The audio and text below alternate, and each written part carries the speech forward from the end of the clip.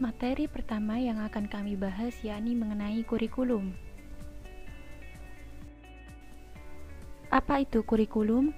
Kurikulum berasal dari kata kurir atau pelari dan kurer atau tempat berpacu, yakni suatu jarak yang harus ditempuh oleh pelari mulai dari garis start sampai dengan finish. Kurikulum merupakan mata pelajaran yang harus ditempuh. Dari pengertian di atas, kurikulum mengandung dua hal pokok. Yang pertama, adanya mata pelajaran yang harus ditempuh oleh siswa. Yang kedua, tujuan utamanya yaitu untuk memperoleh ijazah. Dari pengertian tersebut, bisa dikatakan bahwa kurikulum adalah perangkat mata pelajaran dan program pendidikan yang diberikan oleh suatu lembaga penyelenggara pendidikan yang berisi rancangan pelajaran yang akan diberikan kepada peserta didik dalam satu periode jenjang pendidikan. Penyusunan perangkat mata pelajaran ini disesuaikan dengan keadaan dan kemampuan setiap jenjang pendidikan dalam penyelenggaraan pendidikan tersebut serta kebutuhan lapangan kerja.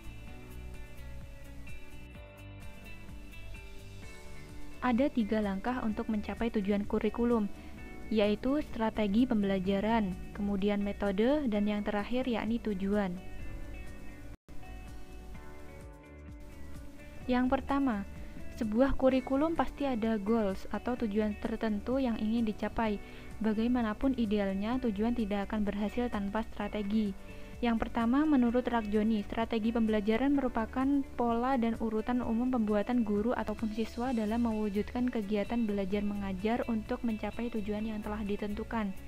Alasan perlunya perencanaan strategi mengajar antara lain agar kurikulum yang direncanakan dapat mencapai tujuan, agar pelajaran yang sama yang diberikan oleh pendidik dilakukan secara konsisten sehingga tidak merugikan kelas tertentu, dan membantu guru memberi pelajaran yang efektif serta menarik dengan menyediakan sumber pelajaran yang memadai. Yang kedua yakni metode. Metode merupakan upaya untuk mengimplementasikan rencana yang sudah disusun dalam kegiatan nyata agar tujuan yang telah disusun tercapai secara optimal. Metode juga digunakan untuk merealisasikan strategi yang telah ditetapkan. Dalam satu strategi pembelajaran digunakan beberapa metode. Strategi berbeda dengan metode.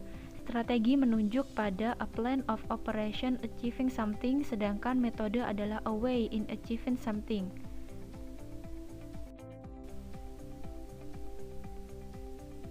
Yang ketiga yakni tujuan atau goals.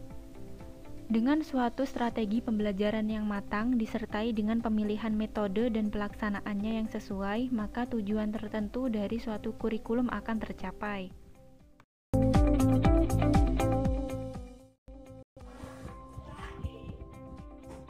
Materi selanjutnya yaitu C. Strategi pengembangan kurikulum. Pengembangan kurikulum meliputi 4 langkah. Yang pertama yaitu merumuskan tujuan pembelajaran. Terdapat 3 tahap dalam merumuskan tujuan pembelajaran. Tahap yang pertama yang harus diperhatikan dalam merumuskannya adalah memahami 3 sumber, yaitu siswa, masyarakat, dan konten. Tahap kedua adalah merumuskan tentatif atau standar kompetensi dengan memperhatikan landasan sosiologi. Kemudian disampaikan melalui 2 landasan lain dalam pengembangan kurikulum, yaitu landasan filosofi pendidikan dan psikologi belajar. Dan yang terakhir adalah merumuskan kompetensi dasar. Yang kedua yaitu merumuskan dan menyeleksi pengalaman-pengalaman belajar. Dalam merumuskannya, pengembangan kurikulum harus memahami definisi pengalaman belajar dan landasan psikologi belajar. Tahap yang ketiga yaitu mengorganisasi pengalaman-pengalaman belajar. Dalam hal ini untuk memudahkan anak didik dalam belajar. Dalam pengorganisasian kurikulum tidak lepas dari beberapa hal penting yang mendukung, yakni tentang teori, konsep, pandangan tentang pendidikan, dan pengembangan anak didik serta kebutuhan masyarakat. Yang terakhir yaitu mengevaluasi kurikulum. Langkah terakhir ini bertujuan untuk melakukan pertimbangan dan pengembangan dalam kurikulum itu sendiri. Evaluasi ini dirasa sebagai suatu proses membuat keputusan. Perencana kurikulum menggunakan berbagai tipe evaluasi dan riset. Tipe-tipe evaluasi adalah konteks, input, proses, dan produk. Sedangkan tipe-tipe riset adalah aksi, deskripsi, historikal, dan eksperimental. Materi selanjutnya itu D, langkah-langkah dalam pengembangan kurikulum sekolah. Agar usaha pengembangan kurikulum di sekolah dapat berhasil baik, maka perlu diperhatikan langkah-langkah pengembangan kurikulum di dalamnya. Kalau kita rinci, dapat kita sajikan sebagai berikut. Yang pertama, kita selidiki berbagai kebutuhan sekolah, antara lain kebutuhan siswa, kebutuhan guru, dan kebutuhan akan perubahan dan perbaikan. Yang kedua, mengidentifikasi masalah serta merumuskannya. Yang ketiga, mengajukan saran perbaikan yang dapat didiskusikan bersama. Yang keempat, menyiapkan desain perencanaan yang mencakup tujuan, cara mengevaluasi, menentukan bahan pelajaran, metode penyampaian, percobaan, penilaian, perbaikan, dan pelaksanaan, dan lain-lain. Kemudian memilih anggota panitia sedapat mungkin sesuai dengan kompetensinya masing-masing. Yang keenam, mengawasi pekerjaan panitia, biasanya dilakukan oleh kepala sekolah. Yang ketujuh, melaksanakan hasil kerja panitia yang dilakukan oleh guru dalam kelas. Karena pekerjaan ini tidak mudah, kepala sekolah hendaknya senantiasa melakukan pengawasan dan terlibat di dalamnya. Yang kedelapan, menerapkan cara-cara evaluasi. Apakah yang direncanakan itu dapat direalisasikan atau tidak. Yang kesembilan, memantapkan perbaikan. Bila ternyata usaha itu berhasil baik dan dijadikan pedoman untuk selanjutnya. Perubahan kurikulum senantiasa melibatkan perubahan manusia yang melaksanakannya agar kurikulum dapat berubah. Maka guru sendiri harus berubah dan memberikan contoh yang terbaik dalam pelaksanaannya. Di sini saya akan melanjutkan presentasi teman-teman yang tadi. Landasan pengembangan kurikulum.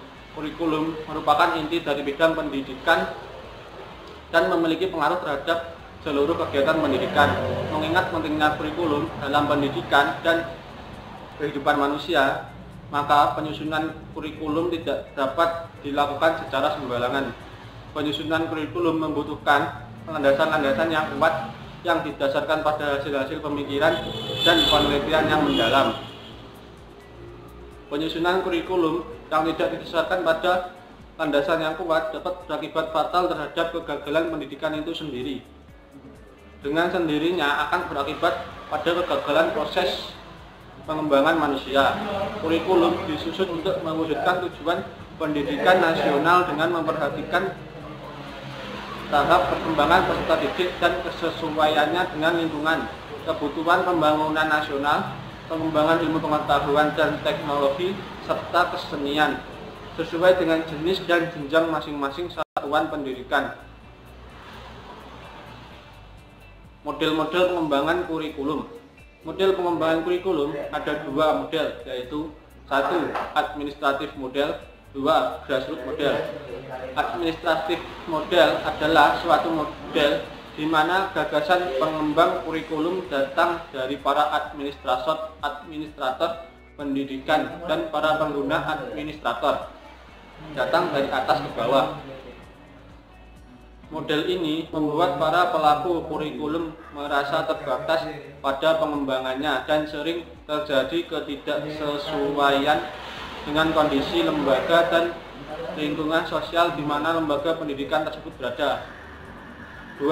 Grassroots model adalah kebalikan dari model yang pertama, yaitu inisiatif pengembangan kurikulum datang dari para pelaku kurikulum, guru-guru, sekolah, lingkungan, dan stakeholder.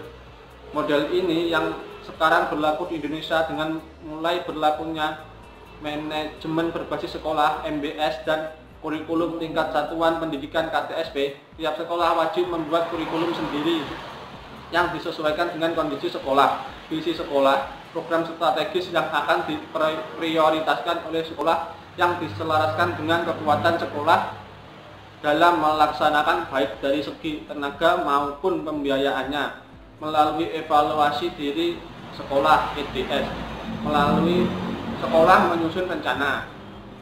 Peranan guru dalam pengembangan kurikulum. Guru adalah pelaku utama kurikulum, baik dari proses perencanaan, penerapan, dan evaluasi kurikulum. Maka keberhasilan pencapaian kurikulum sangat tergantung dari keprofesionalisme dari guru itu sendiri. Dapat dikatakan bahwa kurikulum yang sebenarnya adalah guru itu sendiri. Maka pentingnya guru dalam kurikulum adalah bahwa bila tidak ada guru, maka tidak akan ada juga kurikulum.